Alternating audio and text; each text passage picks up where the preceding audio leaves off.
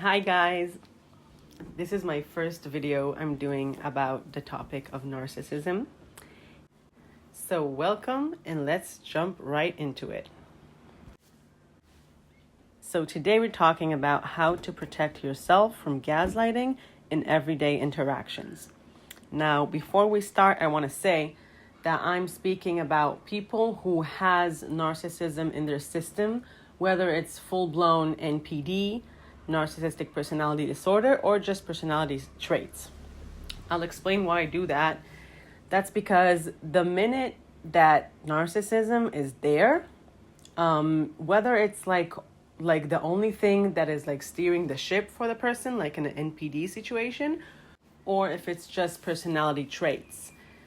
And the reason for that I include them together is that even if it's traits, it's kind of like a rigid thing, it's still gonna be there.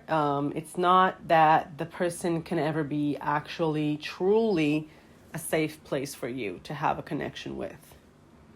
One way to see it is look at two houses.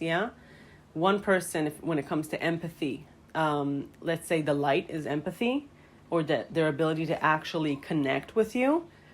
And so in one house, that light, that empathy and ability to connect with you is flickering.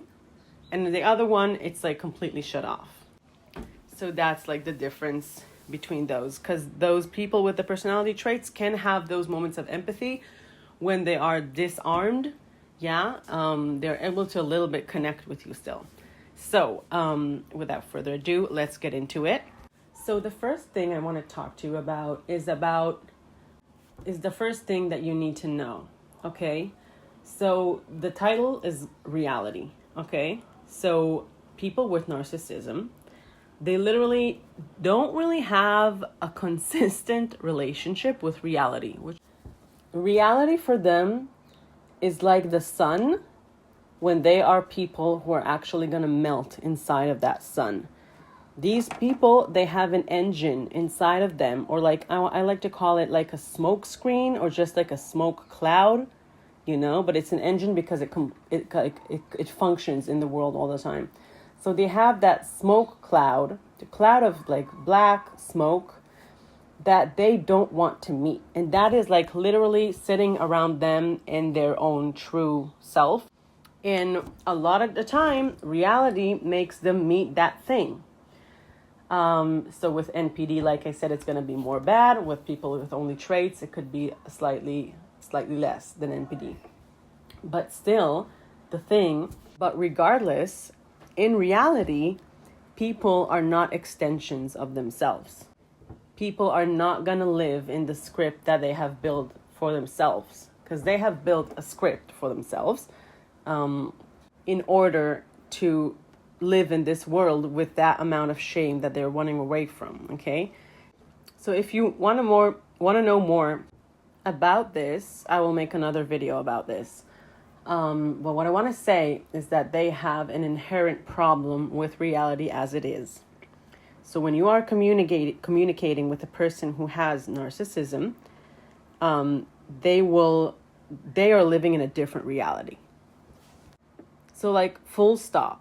Okay, we need to literally understand that fact that this person is living in a different reality. And that reality that they are living in and constantly inflicting on normal reality, unconsciously, is one that fits them and helps them run away from their own cloud of smoke, and one that is inherently unsafe for you. So when interacting with a person like that in day-to-day interactions, the simple thing that I found for me is that, first of all, not being gaslighted, seeing how them leaning into this this reality that they built helps them in the moment. So you can see what's happening in front of your eyes, and then you can choose what to do. I encourage you to do whatever thing that makes you feel most like that you have agency with yourself, that you're like standing by yourself. People say gray rock and that. I really believe in gray rock, but I do find that sometimes the best question to ask yourself is, what will make me feel the most comfortable? What will be the less version of like self-abandonment decision that I could do? Sometimes just not saying anything and allowing them to live their own reality is just pure self-abandonment. It doesn't feel good sometimes. So you can sit there and choose. And I just want to show you what you can do at these moments. Like kind of like a panel of choices, and you can sit back and see which one feels the best for you at the moment. Yeah.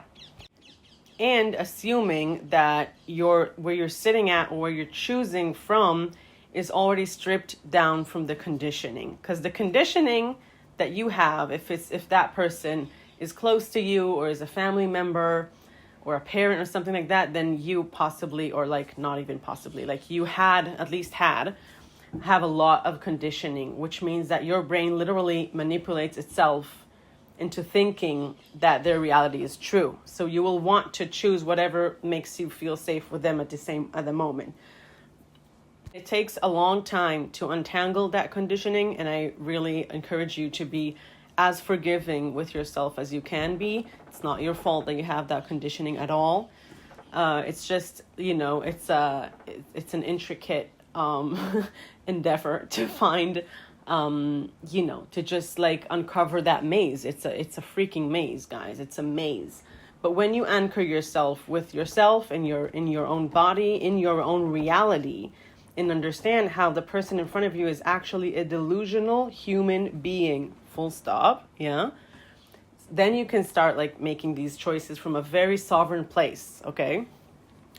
And again, it's not a black and white. It's not like, oh, now you're sovereign, now you're not. It's a whole process. Healing is a process. But what I meant is that, let's say that there's this panel of choices, and then there's another panel that your conditioning really wants you to choose. So if you can notice that conditioning, that will be a huge superpower. And now we're going to talk about the panel. So the panel consists of two. Right now it's two. Maybe you'll find some more. Maybe you want to add your own. But for now, I'm going to give you two different buttons. One is the button of like literally not going into, not even touching this thing, allowing them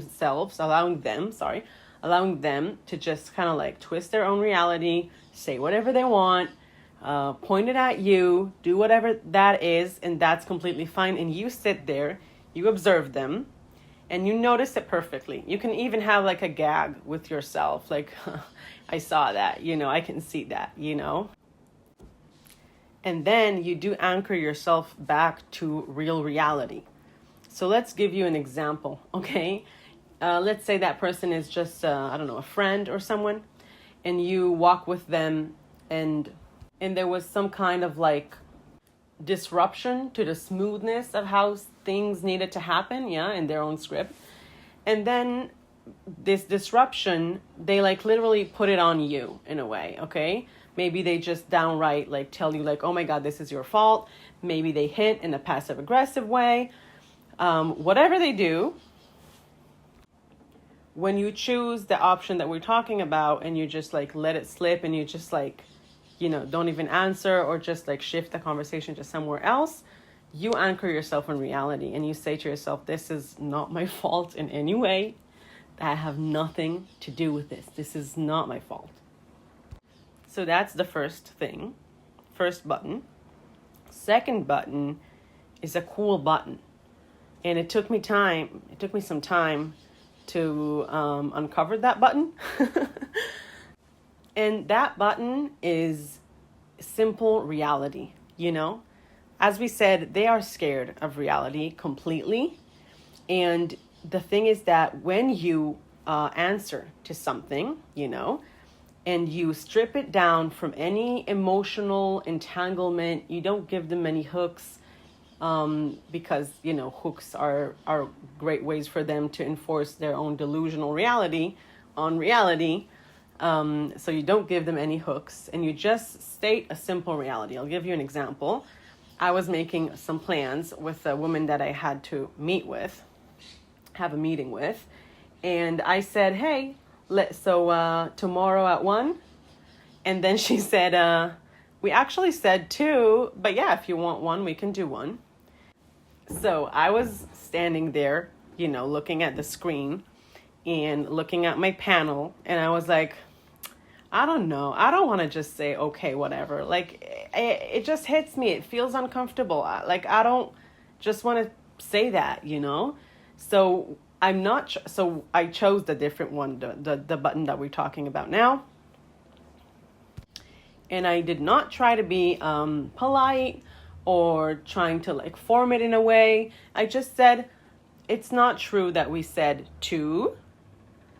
And yes, let's meet here and there.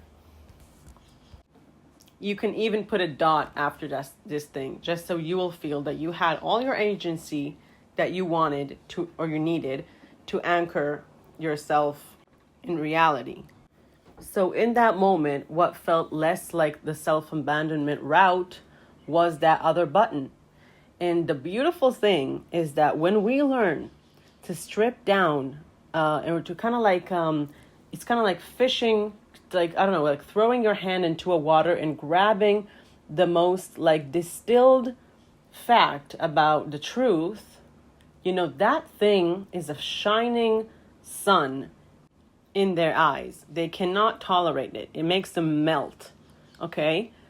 And again, that's not your fault. This is their own disorder / like really difficult personality trait. And honestly, life. This is their own life that they're living. It's a horrible thing to experience. And the most horrible thing is that you need to carry the gap between normal reality and that other person. One characteristic of that other button, the second button, is that this second button takes the load off of you. That load is the gap between reality and that person's delusional reality. They're placing the gap on you. And if you treat it kind of like just a heavy, load, you just put it back to them. It's theirs. It's not yours. Or you can put it on the floor. But you're not carrying it on you and on your nervous system and on your mental well-being. And the hard thing to do is the work that you do in general in your life. If narcissism is very common in the people that you have connected with in your life, then finding, like putting your hand in that water and taking out that distilled truth about just simple neutral reality is kind of hard to do. It takes time to learn how to do that. And it will be like, a direct result from you ungaslighting yourself, essentially, from all of that shit, For example, your mind, if you still have some conditioning, which is, again, not your fault in any way, if you still have that some of that conditioning, your mind can tell you that you are responsible to some stuff that person is saying, your close friend or family member is saying, or partner is saying that you are responsible for. You might think that, but you slowly understand, where do you start and where do you end, and when that does that person start and ends, and you slowly start to find yourself in those situations. And then in these situations, you start noticing that your your reality, your sovereignty is just clean. It's clean. It's yours. You can enjoy your time. And the person who's suffering from their own disease and traits, and pathological traits, which means that they're like rigid, those traits, they are just suffering from it. You can't carry that for them ever. And it's theirs. And they will have those moments because, as I said, reality is like a sun that makes them melt. So if you can imagine, like literally going out of the house and doing stuff is going into reality all the time, again and again. So they're going to meet that thing all the time. They're going to have a lot of uncomfortable moments for them that is just them meeting reality, And because reality makes them, as we said, meet that cloud of smoke inside of them that they're so terrified of meeting. But again, that's their own dance. That's their sad, very sad story. So if you have any questions about certain situations, feel free to comment below. And otherwise, I hope I helped you today, and I'll see you next time.